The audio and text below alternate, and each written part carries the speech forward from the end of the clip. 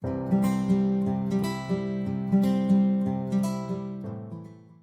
everybody, and welcome to the Choose to Think Inspirational podcast. I have two special guests on the show today, which is why I'm grinning ear to ear. One is my sister, Sandy, and the other is my cousin, April.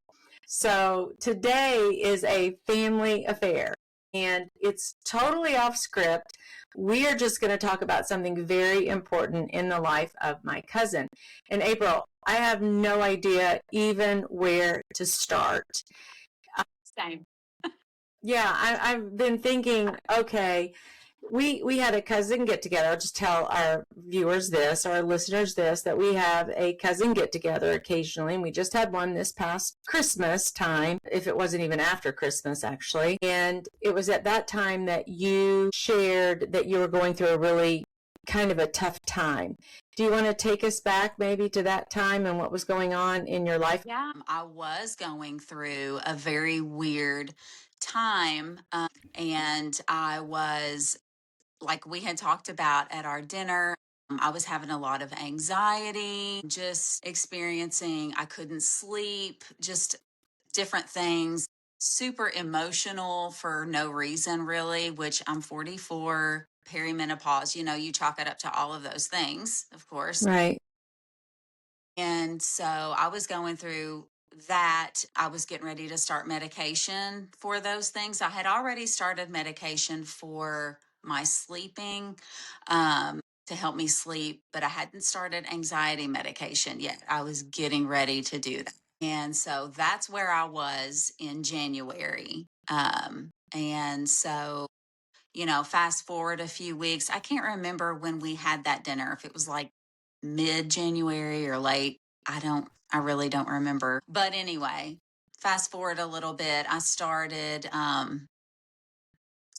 did start the medication for my anxiety. Just before that, I had started like feeling lightheaded and stuff all the time. And so anyway, started the medication, and I don't know, the whole time I was taking it, I just, like, in my mind, I was like, I don't want to do this. Like, I don't want to feel like, and not that there's anything wrong with that with taking medication for anxiety or anything like that. But I just felt, for me, I don't know, I was just like, I was always thinking of ways I could get off of it. Like, maybe I could do this and quit taking it or whatever. So anyway, I was struggling with that.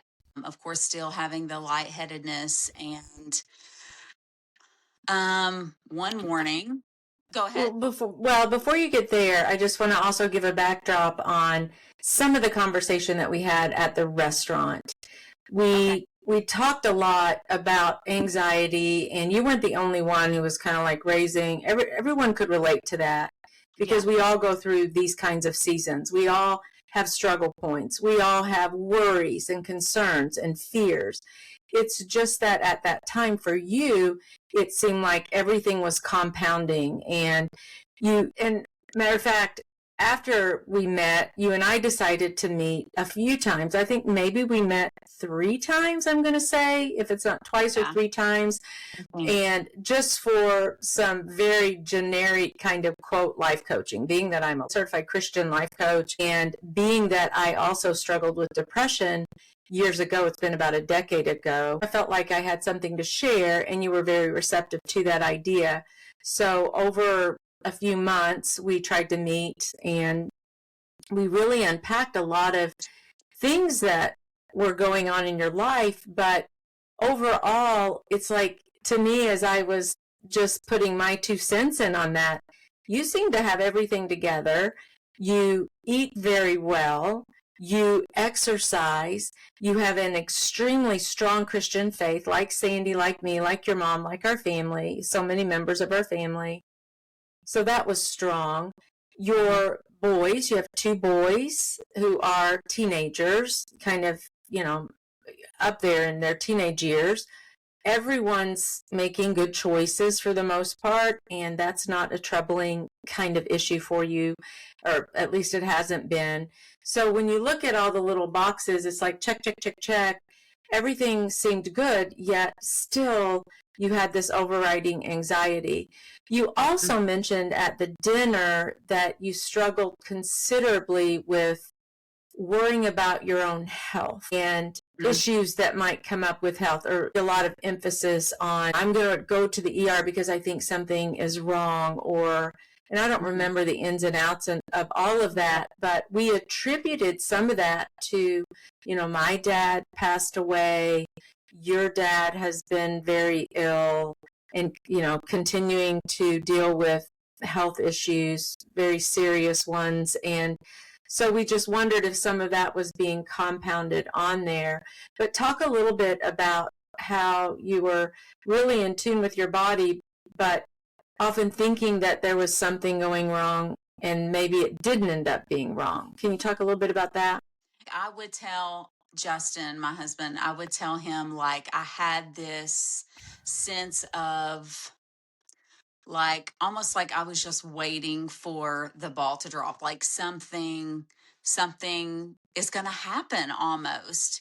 And I, I don't know. And he's actually the one that brought that up a couple weeks ago. He was like, "Do you remember saying that?" And I was like, "Oh my gosh, yes, I do remember saying that. I just felt like, something was off."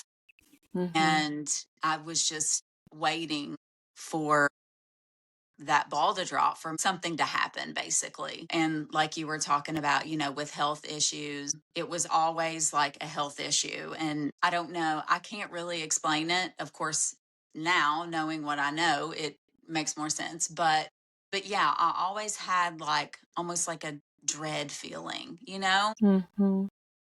and that was going on for, I would say, since November of 25, every little thing that, not every little thing, but, I had been to the emergency room, and they didn't, never found anything significant or anything like that. So it's just like, what is wrong with me? So I felt kind of stuck. Did you have body scans at all? Any scans? I can't I remember. had, yes, I did. I had a scan of my neck because I was having weird sensations in my neck. And so they did scan that and ultrasound and everything like that. And of course, they didn't find Everything was anything. okay. So, so yeah, that's when Dina and I were talking about like thyroid issues and stuff like Right. that. She was like, "Did you get that checked?" And yeah, I did. So yeah, I had done all of that and Mm. nothing. Yeah, and I can remember you talking about how difficult it was for you to sleep, and you would just Yes. wake up and your heart would be racing, and and Yeah. then we talked about, okay, what can we do when we're having like these quasi panic attacks, and how Right. to, trying to even put our thoughts in there. And we know as Christ followers that fear shouldn't be in our tool belt at all.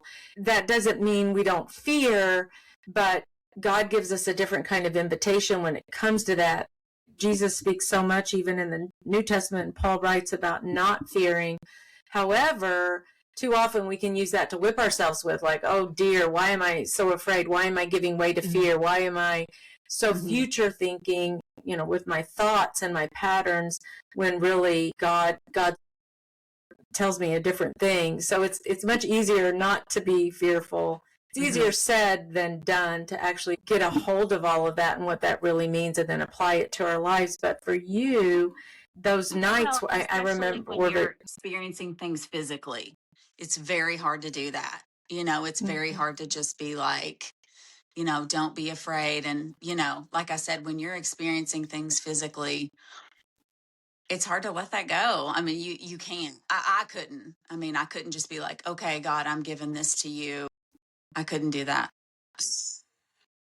But you did kind of, in a way, I did but kind of, in a way, it was just that but in the cycle. beginning, yeah, it was yeah, it was a lot. Mm-hmm. Sandy, what do you remember from our Christmas dinner?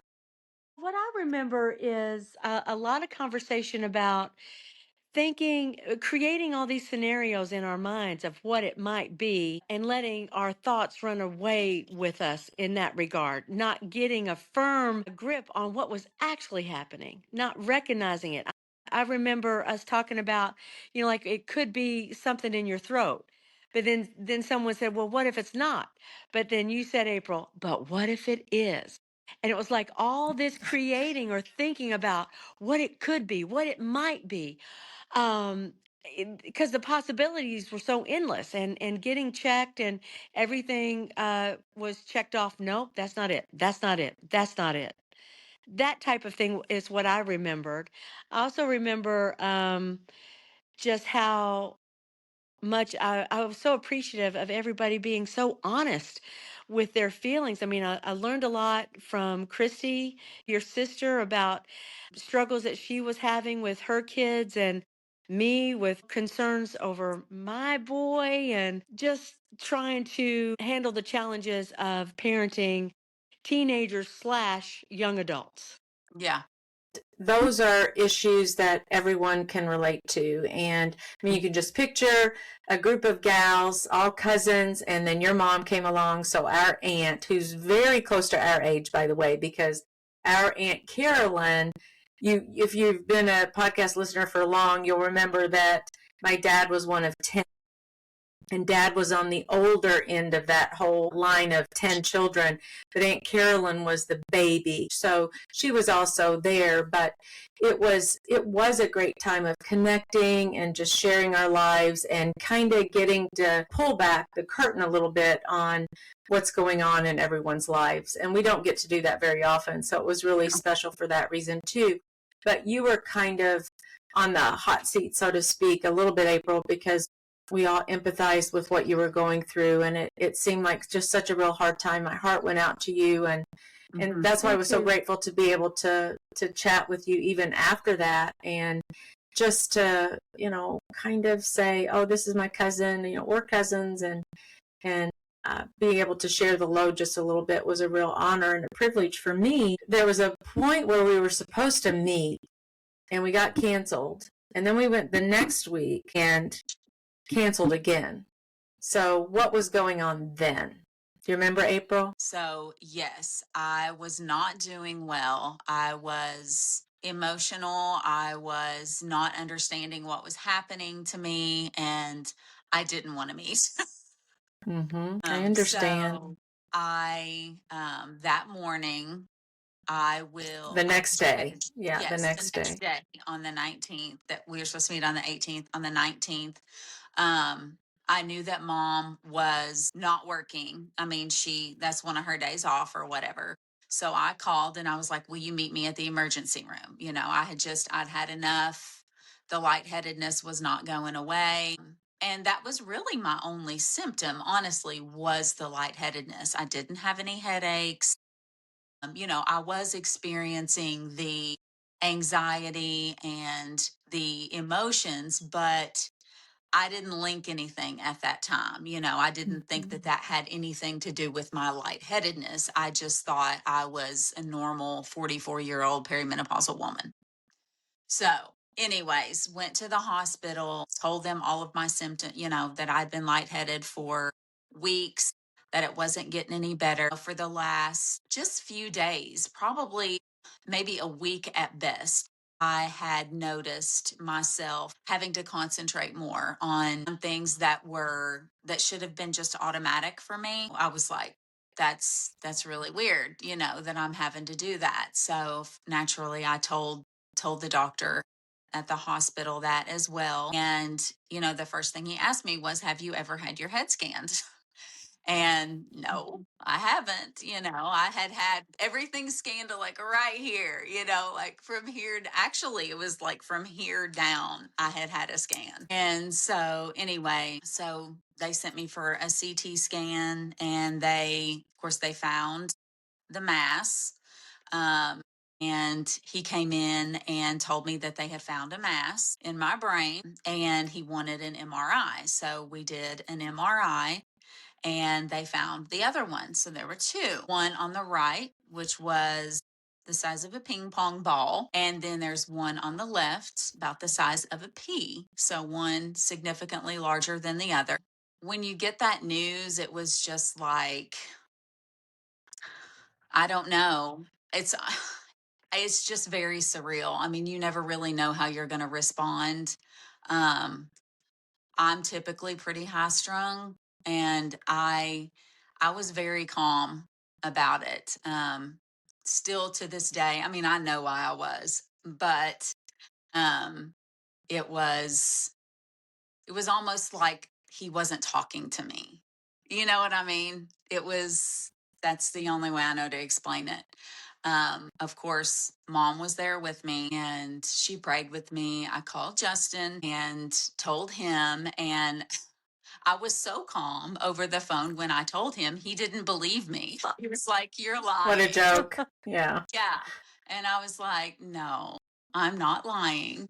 So he came to the hospital and he said that that drive from where he works to the hospital was probably like the worst Can imagine. moments of his life because, you know, you think of everything like, I'm going to have to raise my kids by myself. And it was awful. He hasn't told me all of it actually to this day. I mean, he's told me a little bit, but he just said it was like one of the worst times of his life.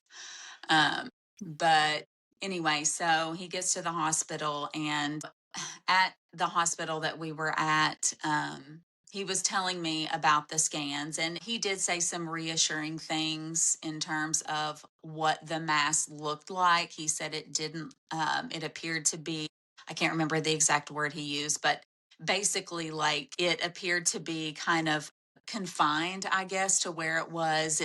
There was no evidence that it Like, was coming from any, because a lot of times with a brain mass, it has come from somewhere else and gone to your brain. Yeah. And masses in the brain that do that, they look a certain way. They look kind of fuzzy on an image. And he said that mine did not look like that. So I mean, he couldn't really tell me anything definitive, but he did say that he was confident that it wasn't coming from anywhere else, that it was confined to that space in my mm-hmm. brain. So that was reassuring. Of course, you know, we didn't know anything else at that point other than that. And they immediately, you know, sent us to UK. Justin was going to drive me, but they didn't want they wanted to send me in an ambulance because they were afraid I was going to have a seizure. Anyway, yeah, so we went to UK, and of course more scans, more MRIs, and after the scan at the emergency room, which you guys came to the emergency room where I was. I did not, but Sandy did. Maybe Okay. Okay, yeah, I Dina know may have Sandy was too. there. Yeah. Maybe Dina was there. Yeah, I think maybe Dina was there too. Or I don't know if Dina was there or not. I think she came for the surgery for sure. She She was did. definitely there for the surgery. Yeah. Yes. But yeah. And I was there the day before your surgery. Okay. Okay.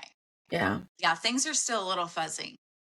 I'm sure. But anyways, but it was at that time when we got to the emergency room at UK that they came in and told us definitively it is not cancer. It is a meningioma, which is the most common type of brain tumor that you can have. Obviously, it's benign, it's very slow growing. And so I think that one of the more shocking things that they told me was that it had probably been there for years. Yeah. Mm. And I was just like, what? And so, you know, our bodies it's amazing how they can teach themselves and learn how to just work around things like that, just cope with stuff like that. Obviously, the larger tumor, they were going to remove that. They wanted to remove that one. So that was scheduled for, let's see, all of that happened on March 19th. And on the 23rd is when I actually had my surgery. Which was Monday. I'm pretty sure that was a Monday. Yes, Yeah. it was a Talk Monday. about April, where that tumor actually was, the ping pong ball one that they removed. Okay. So, my first impression, and Justin too, is like when we first learned that I had a brain tumor, we thought that it was like on my brain, like in between my brain and my skull, but it was not. It was actually in it.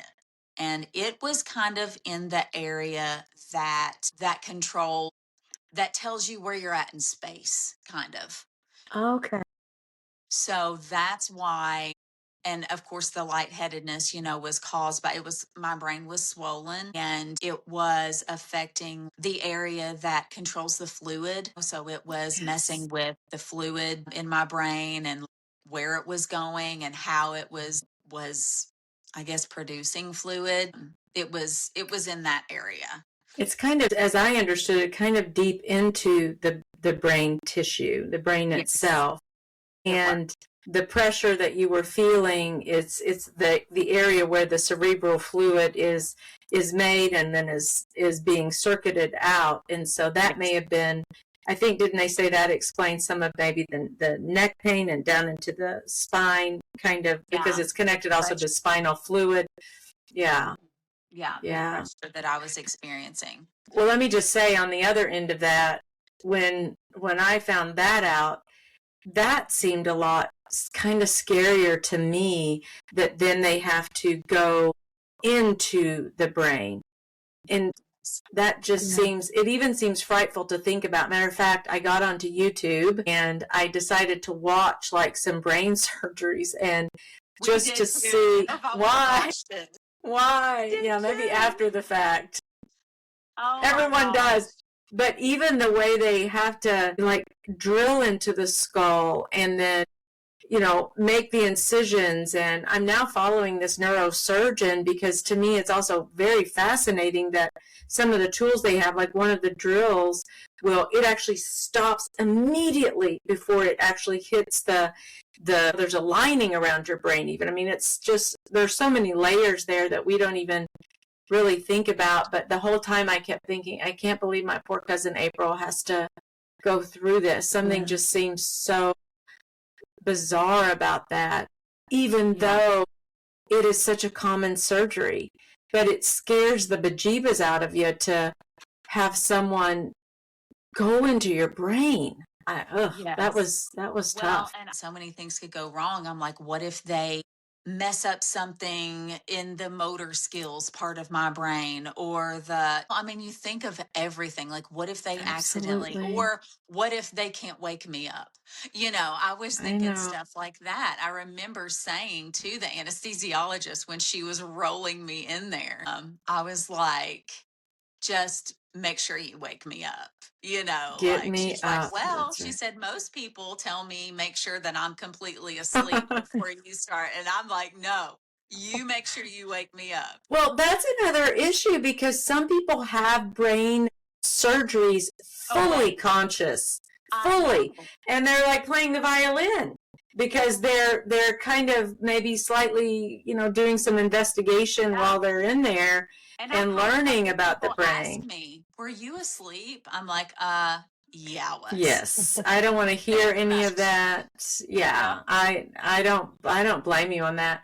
Well, one of Ugh. the most remarkable things, and I'll never forget this actually, is when I did come to visit you on Sunday, and you had some family there. I think maybe some of Justin's family they were just leaving, and I was getting there, and you were, I think, maybe sitting on the edge of the bed or something, and because you had been walking around and they encouraged you to walk, because what else are you going to do all those days? You're just sitting there, really. and Right. and so maybe you had taken a few walks and he went with you. But your faith is so important to you, and it's also important to, I would say, virtually everyone who's watching the show or listening or tuning in.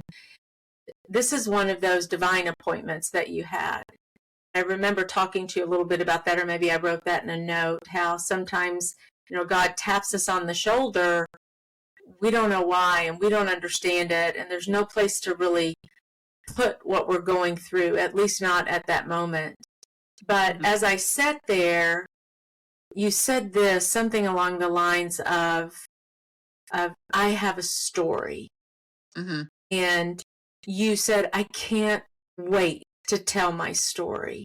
Mm-hmm. And you said it really with just your eyes were Conviction. sparkling, conviction and with anticipation. It was almost like a little child, like I can't wait to open my gifts on my birthday or on Christmas Day.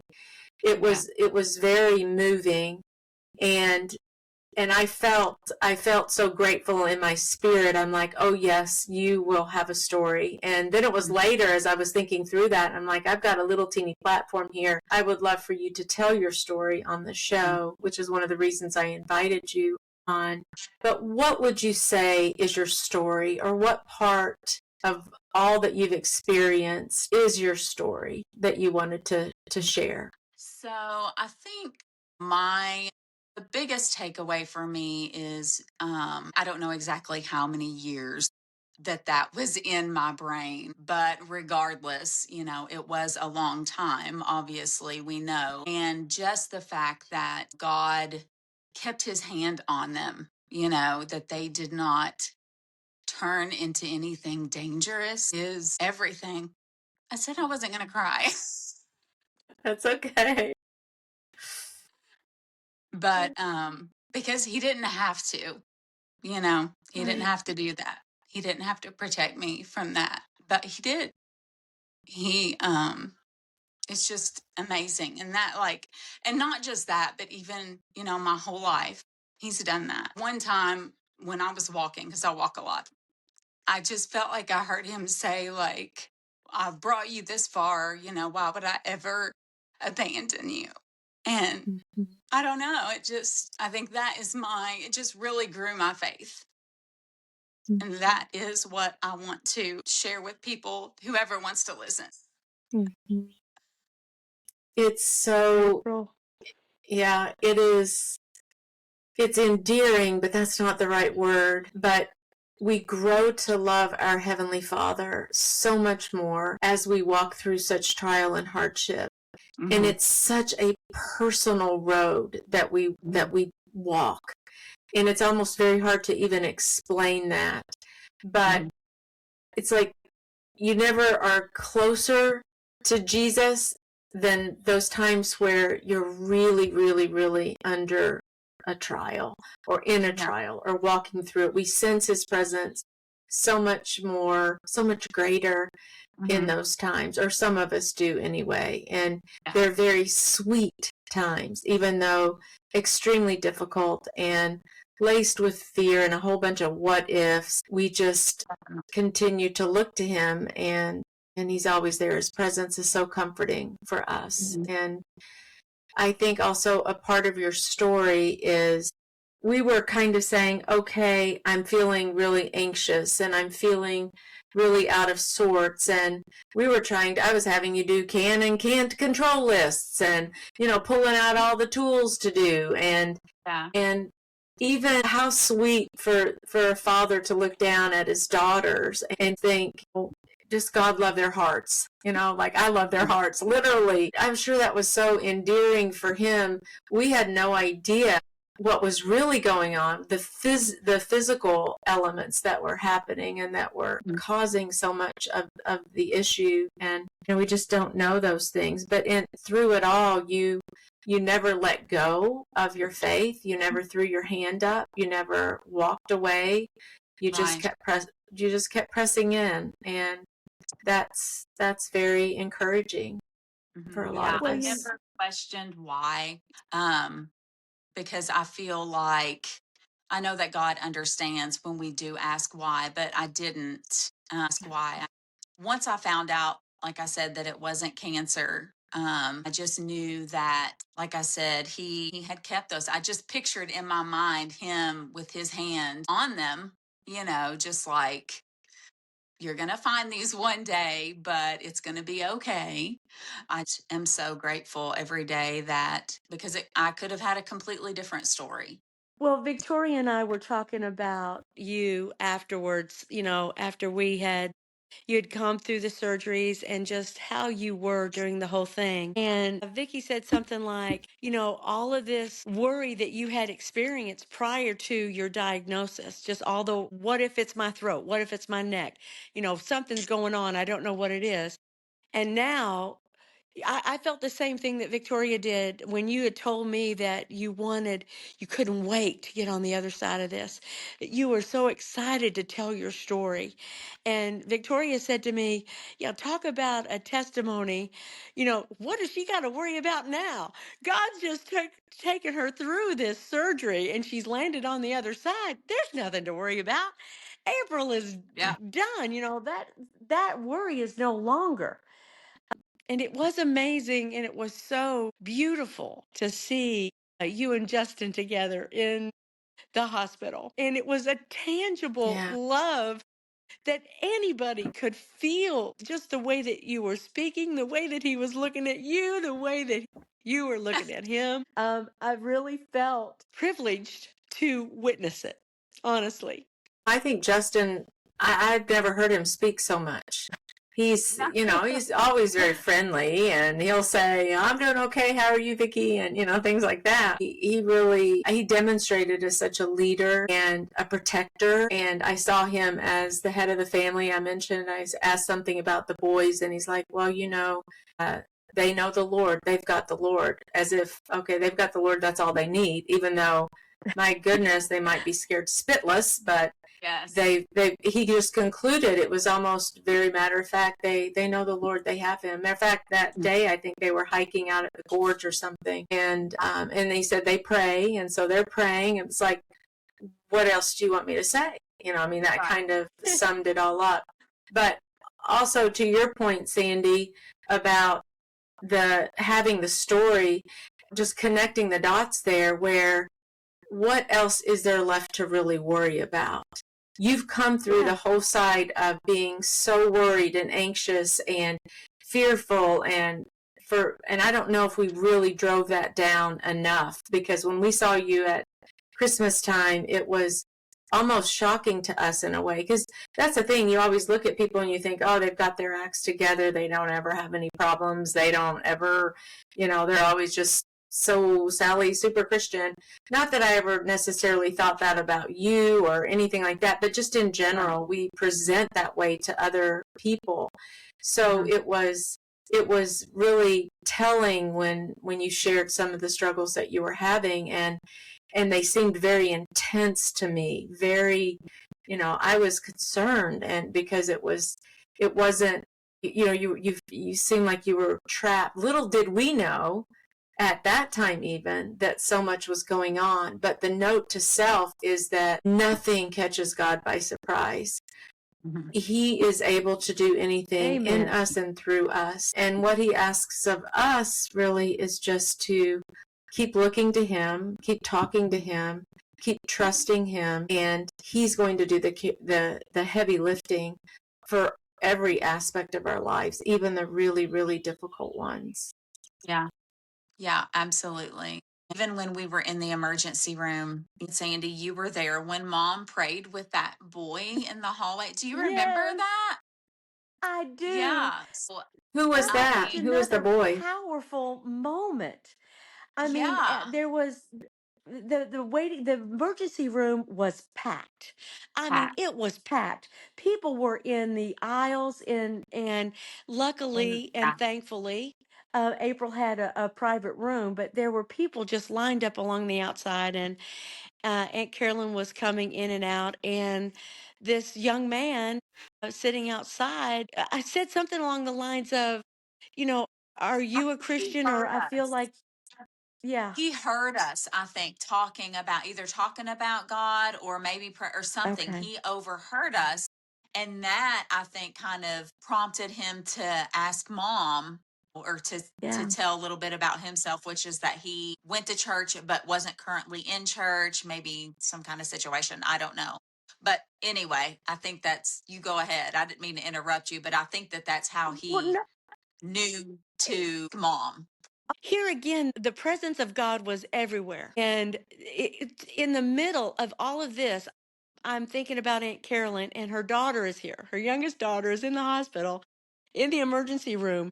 Yet God chooses that time to put her in contact with this other young guy, and they pray together right outside April's room. In the hallway. In the hallway. And it was Yeah. powerful. And I'm thinking, you can't think of stuff like this that would happen. Like, why did God choose that moment? But everybody was placed in the exact place.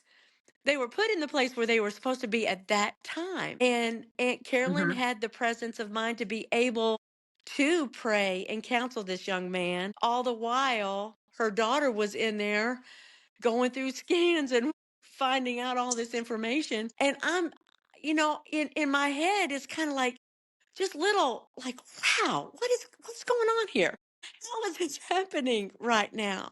I, It was all just, I don't want to say magical, but it was beautiful. It was unbelievable almost. And I was hmm just so thankful to be witnessing it all. Yeah. I was so thankful and proud of our Yeah. family, really, Yeah. even Yeah, in the you restaurant, I'm sorry, I was just thinking in the restaurant at Christmas time, we all prayed in the restaurant. I love that about our family and I Yeah. relish it. And we are examples to other people. And April, your story is powerful. I've been telling it to everybody. I can imagine you are, but it is a story. And it is something to, Yes. people say miracles don't exist or, you know, I say you just not looking. Miracles are everywhere. They happen all the Everywhere. time. And you're a well, blessing, just a April. You're a sunrise. blessing to our family. So I have a question about just the logistics of what they did because your hair looks awesome. And how many weeks ago has this been now? It was 6 weeks Monday. So Okay, so just today is about Wednesday. today's So Wednesday, so 6 6 weeks days. ago. Which you can't Okay. see. I'll try to, like, you Can you? probably, can you see? Yes. Yes, Okay. now I can see. Yeah, you can see. Yeah. Still have a little scab, which I want to pick at all the time. Yeah. But anyway, I've got the little scab there. So it's back there. It's Yeah. back here, and it's not funny, but Justin and I could get on my chart app and read the details of the procedure, which I don't know if I should have done that, but I did anyway. And it's just amazing what they do. Like, they tape your eyes shut, and they, like, my head was in this kind of like you've seen on the movies, probably, Yeah. where they put your head in this thing and tape your For eyes shut. for stability. Yeah. Yes. A lot of those details I didn't know. I do remember when the anesthesiologist was wheeling me into the the OR. She was like, "Don't freak out. Everything you see in here is not for you." She's Okay. like, "In fact, most of it is not for you. So don't freak out when you see all this stuff." And I was like, "Okay." What did you So see? there was all kinds of stuff. I mean, screens and just like, well, Like there, instruments? yes, instruments Instruments? and just, well, just all kinds of stuff that I didn't know what it was. I know that she was trying to keep it light because she could probably tell that I was a little nervous. But anyway, but yeah, I'm not sure where I was going with that. Yeah, so I had 9 staples in my head after the procedure was done, and they took those out, like, oh my goodness, I've probably not had those for about 3 weeks. So they removed Mhm. those, but I still have, like, I can't feel Mhm. this part of my head. Like, it's the Okay. strangest. It is so Like you strange. press And on it, but you can't feel it. Yeah. yeah, I can't. And it itches, but it's numb. What even is that? I don't know. Yeah. But how could that be? How can it itch if it's numb? I don't know, but it does. Right. Right. But anyway, Well, talk about like right after. Did you expect not to at all be dizzy anymore and lightheaded? Did you think it would just be like completely over or well, I hoped it would, but that was not the case at all. right? Because the way they explained it to me was, so your brain had this ping pong ball size tumor in it for X amount of years that it learned over time to work around and to function around. And then all of a Okay. sudden, it's gone.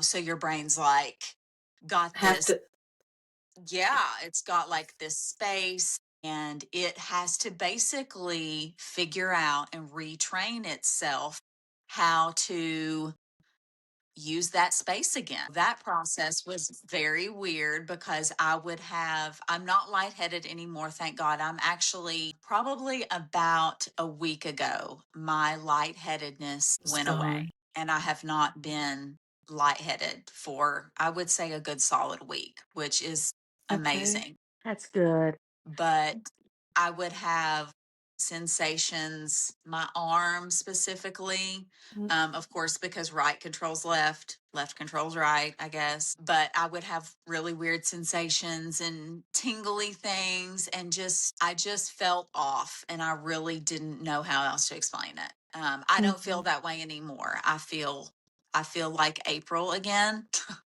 which I haven't felt like since, I would say, October of 25 was the last time, Thank because God. Thank God. yes, early November is when I started just feeling Yeah. not like myself and different things, and it was right before Thanksgiving that I went to the emergency room the first time. Anyways, but yeah, I mean, just the procedure itself, I've said as part of my testimony, it is amazing what, I mean, I'm so thankful to live in the time that I do, because years ago that probably would have killed me. I mean, they Right. wouldn't have been able to A, figure out what it was, and B, go do surgery in my brain. I mean, Right. I am just so Yeah. grateful that I live in, that God put me in this time, because if not, I could have died. It could have killed me. And just knowing that modern medicine it is mind blowing what they can do. It is just like, I don't know. And I'm so grateful that there are people that want to do it, because I couldn't Right. do it. I could Right. never do that. I could never go to medical school, Yeah. but just the desire to want to help people like that, Hmm. and to have the courage to do brain surgery. I mean, I don't know. I'm so grateful that God made people with that desire and that ability, because otherwise I I Yeah. may not also be. love the fact that one of your very most important question you and Justin was to the surgeon, are you a Christian? I love that. That was like your Yes. first question. That was something that Justin wanted to know about the surgeon. He was like, I want to. I don't think he asked him directly. I think he asked one of his, um, Associates. yeah, he asked one of the surgeons on his team if he was, because he was like, this is going to seem like an odd question, probably. Of course, they didn't know for sure, but they did say that the doctor had either prayed with, or I guess allowed his patients to pray or whatever with him. We can respect that. I mean, Yeah. but I love that he did ask that. He wanted to know. Talk a little bit, April, about your boys and how their journey was through this. So, Brady, they haven't talked about it a whole lot. And Carter, he's the youngest one. He is 15. He is my worrier. So I was worried that once he found out what was going on, he would be on Google. And of course, we all know that's the worst thing you can do, is to Google anything, really, when it comes to that. We found out pretty early on that it wasn't cancer. So I think once they knew that, they were naturally, they worried about me and things like that. But Justin was very, very good about just keeping them grounded, in the fact that I was going to be okay, to listen to them, answer all their questions. They're teenage boys, so Right. Right. Yeah. but yeah, they did good. I mean, Yeah. Well, what about just with Justin? Did anything surprise you about him during this whole time? I could do a whole podcast about him. We'll get him on here. I wonder if he would do it. God, oh, he probably would. I don't know. tell him to come down here. Um, but no, he is, and I've always told them this even before, he is like the voice of reason in our marriage because I tend to spiral. I'm a spiraler. And I'm like we talked about earlier, I am a huge like what if person, which is awful. And I know that that's not the way to be. But unfortunately, I did do that a lot. I'm getting better with it. But no, he keeps me grounded.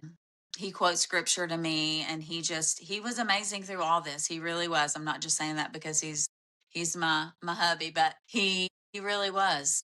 He I don't know. I tell him all the time, I'm like, I don't deserve you. But he was just like Sandy, you said, with the doctor. And he would always point out to me, like, God has answered so many little things, like through just like, okay, in the emergency room, so many people in the hallway, but I wasn't. I was in a room with my family. And just little things that I can't even remember. Just super great nurses the whole time. I mean, just the whole thing. Everything went smoothly.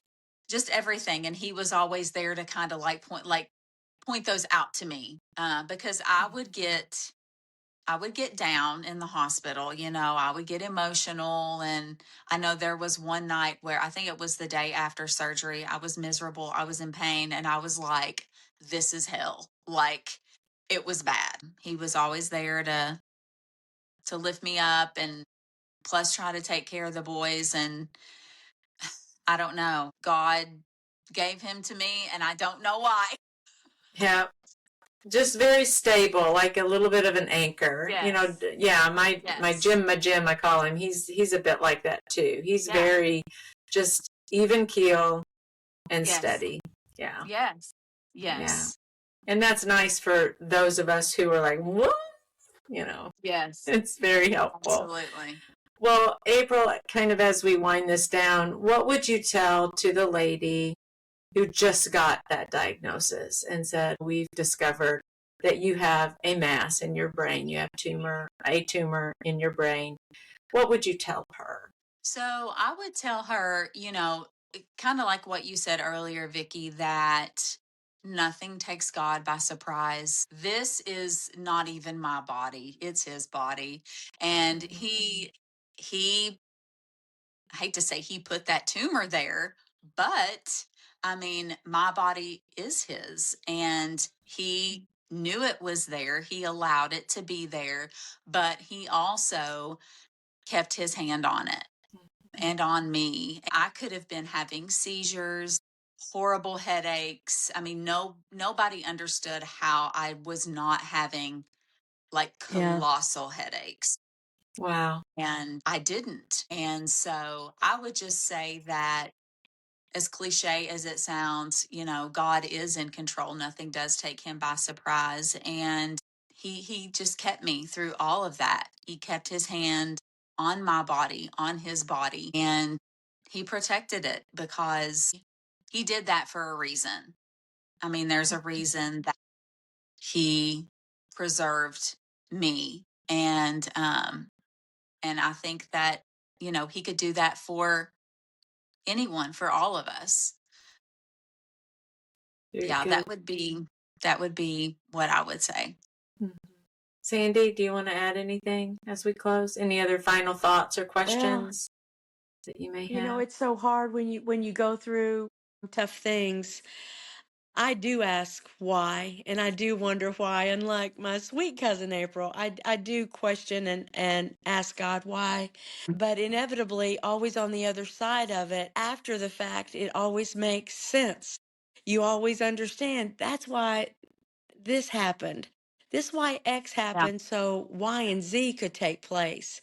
And now Hmm. I can see the full picture where it's often hidden from us. My other big takeaway is the power of now. I mean, I don't want to take anything for granted anymore. I don't want to really put anything off.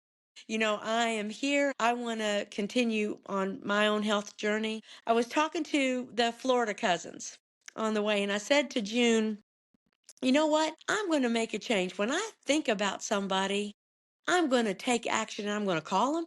I'm going to text them. I'm not going to let my life run me. I'm going to make the most out of my life. And family is it. Family first, God first, family first. But my relationship with you, April, is too important. My relationship with my own personal Christian counselor, my sister, is way too important to me to put anything off. And so I'm not going to anymore. And I feel like because your diagnosis, April, hit everybody like a ton of bricks. Dina called me and said, Sandy, I've got some news. And it's a doozy. It's a whopper. Like, but my point is, I'm talking roundabout, but my point is that I'm going to really do my best to live in the now, live in the present, not let these stories create in my head about what if. I'm going to use you, April, as a role model, and I'm going to be nicer to myself. Yeah. That's it. We could all do that, be nicer to ourselves. Mm-hmm. We all need to do that. And I think throughout my journey, I knew deep down, obviously I was scared, but I knew that God, even if the outcome wasn't good, that he was going to use it for his glory. I knew that he would. And I prayed that he would. Like, don't let this be for nothing. Yes. I just kept kind of thinking like about the Bible talks about what Satan meant for evil, God meant for good. I just kept trying to tell myself that and live by that. But I knew that God would use it to give him glory in some way, because that's our purpose, is to serve and to give glory to God. That's our purpose for being alive. So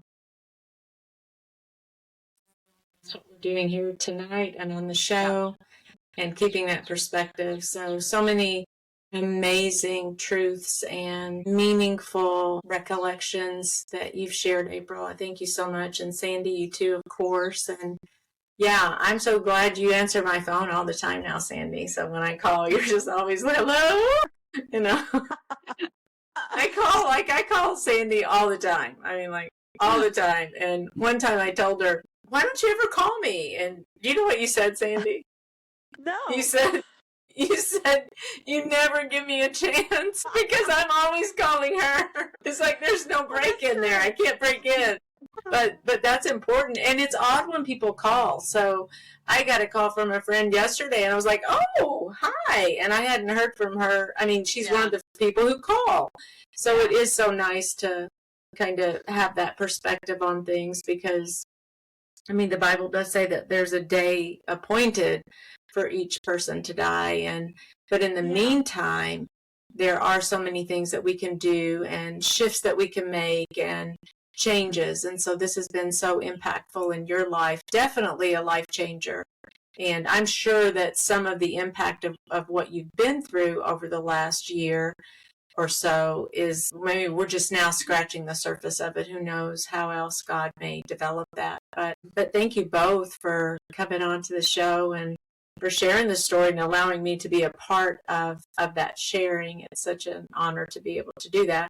And I will close this with prayer unless you all have anything else to say or anything else that maybe I didn't ask or tap on there, April, that you can think of, or Sandy. I don't think so. I want you to share. Well, I want you to share with April some of those little like clips that you give me of those two monkeys talking to each other about sisters. Yeah, you got to share that. They're hysterical and they're so true. They're so crazy. Have you seen those memes? Like, they're two monkeys and they're like chimpanzees, I guess, and they're dressed like people and like little like girls or women. And it's always like a sister, like me calling my sister for the 1100th time today because she's in a meeting and can't answer, but she needs to show me I'm important or whatever. I mean, just all this. It's been a long time though, so you need to send me like a fresh one. Yeah, Well, they're so funny. One of my favorite ones is me calling my sister because I'm in a police car, but even though I'm guilty, I know she'll support me. She'll stand up for me. Yes, absolutely. They're so silly. They're so funny. But yeah, the few times I go on Instagram, that's where they always pop up, and I'll take a screenshot and send that to Sandy. But they're so funny. Yeah, you and Christy should get that going for sure. The Yeah, little we monkey, send the each other monkey stupid memes. stuff every Yeah. now and then. Yeah, Yeah, that's funny. but such a good conversation and so meaningful. And I just hope that it could be turning out for someone else differently who's listening, or maybe they're like, well, I don't have that kind of faith, or I don't have that kind of family support, or I'm in this all alone. But the truth is, we're never alone, and God is always with us in that. So there could be a gazillion scenarios of issues and situations that people are going through, and they feel like there's nobody to relate to them. And that's why community is so important. We started talking about when we met as cousins, and then with Aunt Carolyn there as well. We don't do that often enough. And it's really important because it's during those moments that we can really see what's beneath the surface. Otherwise, we kind of just go through our lives and we don't really know about other people's struggles. And we do feel isolated and alone as a result of that. So maybe it's also a call to, like you said, Sandy, reach out, the power of the now. Don't take anything for granted, and just stay connected. You can be the change, really. You can be the person who starts. Yeah. Saint Teresa of Avila, I think, is who said this, that it's so much, it's one thing to seek being loved, but it's another thing to try just to love. And I'm so butchered that. Do you know that quote? I'd rather we want to be loved, but it's better to love than seek to be loved. Something like that. Yeah. And I'll probably cut that out because I so did butcher that. But it's one of my favorite quotes. I just can't now quote it. But that always impressed me because we always feel like, for me, be the change. Yeah. No. Who said be the change that you want to see, or something like that? Yeah, cut that out too. Yeah. Yeah. The longer we go, it's like I have to do an outtakes or something. There you go. Yeah. I just leave it in. It's fine. It's real. It's real, people. We're real on this show. Just leave it. I do try to be real on the show. I mean, that's relatable, right? Yeah. And people like that. Absolutely. So, yeah. You are very real, and this is a powerful message, and I really feel that it's going to change people. It's going to help somebody. It really will. Yeah. Oh, I hope so. I really do. And, I don't like to talk about me. So I told Justin, I was like, how uncomfortable it makes me to talk about. I mean, I want to tell my story to help people, but I don't know. Some people really enjoy talking about themselves. I don't know. It's awkward for me. It makes me feel weird. But anyway, I was just so glad you did share back at Christmas. Yeah, you did. And what happened? People listened. I mean, maybe it's because you don't talk a lot about yourself, and when you do talk, wow, people listen. That's why people are going to listen to your testimony. Yeah. I mean, I would have had no idea that you struggled with anxiety or all the what ifs and that you were just going through such a hard time, because appearances are so deceiving. They really are. Yeah. And then we tell ourselves we tell ourselves a whole narrative about them and what they must think or what they do, and it's probably so far from the actual truth, really and truly. Yeah. So. Yeah. And your work, but anyway, Victoria, okay. What you're doing is powerful. Your message is getting out there. And we are changing the rewiring of our brain. Stopping all that crazy talk in there and reminding ourselves of what the truth actually is. Yeah. Yeah. It's powerful. And that's another thing. They literally operated on your literal brain, but it's inside there that all those neurons are, and all the synapses and all the electrical currents and all the formation of our thoughts really is. That's all that's going on, all those processes. But yet God created us in a way that we can take thoughts captive. We can be transformed through the renewing of our minds. I mean, that to me is also miraculous, but he's very clear in scripture about how to do that, even tells us what to think about. So he doesn't leave a lot of room for all the other mess we get ourselves in when it comes to our thoughts. But I think also we should say that for you, April, you were feeling a lot of anxiety, but some of it was grounded, and we just didn't realize it was grounded, in the sense of there was something going on that was causing some of these symptoms, very few symptoms that you had, but still it was impacting you in ways that you just are scratching your head trying to figure out what's going on here, because it didn't make sense. But so there is all that side too. I'm not saying that if you have anxiety, or if you're anxious or fearful or worrisome or all that, that you just have to choose to think and change those thoughts around. It's not so simplistic as that. And there could be other things going on physiologically. Our health is incredibly important. I mean, we are body, mind, and spirit. It's all of that working together, and God will give us clues where we need the most work. And for me personally, it's been emotional health and the spiritual side of things. So that's why I'm so gung-ho about our thoughts, and because I know it is effective. Our brains they long to be efficient. They run on efficiency and comfort and what goes smoothly. That's where our brains want to stay stuck. And often those kinds of thoughts or loops, they may not even be true things that we're thinking, but it's comfortable for us because we've thought it so long, or we've been in those kind of thinking patterns, that it's easy to do that. And our brain is perfectly content to just keep running on that kind of fuel.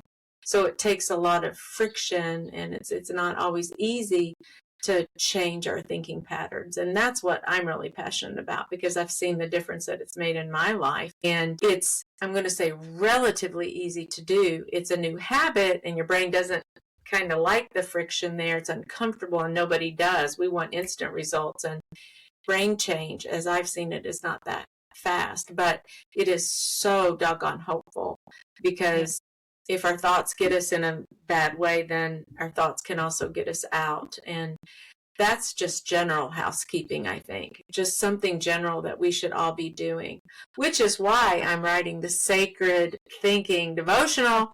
I better put a plug in there for that, because I'm positioning that thinking is a spiritual discipline, like prayer, like fasting, like reading the Word. Thinking is so critically important, and it's a big deal, I think. So it is. Our minds are very powerful, and I mean, even in my own life, I have seen, whether it be worrying about, I mean, I've literally convinced myself before that, you know, one of my boys had something terrible, and I mean, I think we talked about this. We did. Yeah. Yes, we And did. I mean, my gosh, it just, yeah, our minds are very powerful. So They are. And so we've got to use them under submission of Christ. Yeah, well, and Sandy? what has really made a difference for me is just recognizing what is happening, and I can now stop those thoughts because I'm just recognizing and just stopping it with the truth. Get control of yourself, Sandy. That is not true. This is the truth. Yeah. And it is amazing how just that one thing switches my whole outlook. Everything is Yeah. just stopping it in mid thought. That has been the most powerful message, Vicky, from you. And I'm so thankful for Yeah. that. And I'm learning. You know, I feel like in many ways I'm learning, but wow, I've also come a long way, I Yeah. think. Thanks to Yes, you all have. of our And family. Thanks to the family yeah. that we have. I thank the good Lord for Mama. I mean, what a woman she was. And we represent her. Boy, wouldn't And I take that seriously. w- yeah, what would we give to have her on the show? Can you even imagine? I would love to have had her on the show. Can you imagine that? Yes. Yeah. yeah, no, I can't. And you know, we are a part of her legacy. I can remember once she told me, she said, as she was going to sleep, every single night, she said she called out every single person in our family, their name. She said, I brought the name to the throne. Every person. And she said, it's a lot, because, you know, Grandma, I can remember her saying, and it's a lot. I'm like, yeah, Grandma, it is a lot. But she went through even my kids. I mean, she even mentioned my kids. She's like, I go through one after the other, calling out their names before the Lord. And that's something that I started doing just as a habit, because of what she did. And I'm like, oh, that must help. And who knows, maybe that has helped. Maybe that's why I'm where I am, why you're where you are. And so our family, that's another takeaway. Let's not underestimate the impact of our faith on our family, even when we may not see it. We may not see it, but God is always at work. Good point. Yeah, absolutely. Okay, well, let me close this in prayer, because we could just yak on, and maybe I'll start the show with, we could just yak on, and, and here goes the yakking. Let's go, dear. All right. Okay. Heavenly Father, we do thank you so much for this time. We've carved out time to come and to talk about you, to talk about your word, to talk about your goodness, to talk about your providential care. And Father, you do allow so many things in our lives that we may question and we may fight against and we may wonder about, but we can always trust that whatever you allow in our lives, that you will bring it to your glory, as long as we trust you and look to you and keep chasing after you. You have great plans for April, for Sandy, for our family, for all the members that we've talked about, everyone. Lord, you have great plans for us. And we're so grateful for that. I'm grateful for what you've done in April's life, the story that she has to share and to tell, the radiance on her face. And that wasn't an easy thing, to have that particular surgery. That's not easy. That was very hard and frightful and nerve-wracking. And yet you brought her through that. And I think you're not done with her story either. So we thank you for your providential care for her and the hand that you have had upon her all these years. We thank you for all the work that you're doing in the lives of our loved ones that we may not even be aware of. We're so grateful that you never stop working. Father, we're grateful for your love. We're grateful for the fact that you gave us these brains that we do have and these minds, and that your word is so clear and tells us how to really what to dwell on, what to meditate on. And I'm grateful for that. I'm grateful that we have the truth in our hearts and in our minds, and that we can pass that on to our loved ones as well. So thank you for family legacy. Thank you for family. Thank you for friends. We're just kind of linking our arms together and doing life as a part of something that's so much bigger. So continue to light the fire inside of us, that we would hold the torch for you and for your truth, and that we would continue to tell of all the good things that you do in our lives. And may you and you alone, Lord, be glorified. In Jesus' name, amen. Amen. Amen. Amen. All right, girlies. All right. Well, I'll say ciao, Bellas. Thank you. Right. Thank you for coming Ciao, on. Bella. And I don't know when when it'll air, but I'll be in touch. You're not like my regular guests who are promoting books, or they've got, XYZ that they're kind of promoting. So it's a little bit different. Yeah. We're just promoting God. Really. Yeah. That's the tagline. So Mhm. Yep. I'll send him to, let's see, I wonder what his website is. I'm going to get slap happy now. www. GetGod.com. GetSomeGod.com. Oh my gosh. I said GetSomeGod.com. Oh well. I'm gonna go Google that and see where it takes me. I would have dressed differently. I didn't know that you guys could see me. I didn't know. So sorry You about asked. the appearance, but Yeah. What you're wearing. You look great. Yeah. I'm in my favorite old I mean, sweater, I've my got- jammies. I'm sitting on the couch. Sandy, I'm in an old sweatshirt. See, I keep it real on the show. I don't even care about that Okay. junk.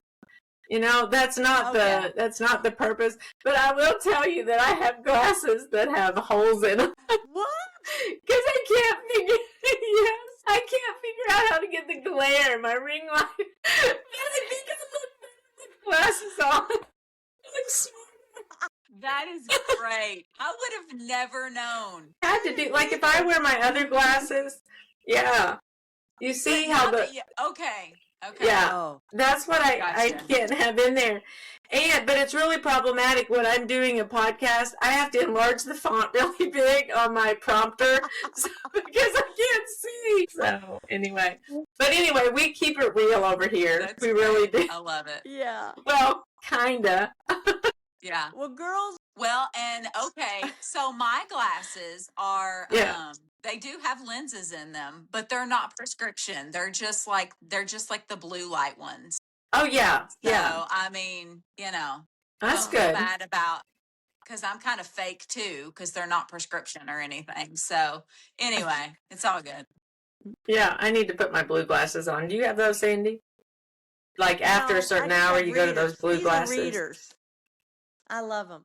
But Yeah. now that See, you're yours talking are about readers. glare, I see a glare in my I glasses. know. I You see can. it.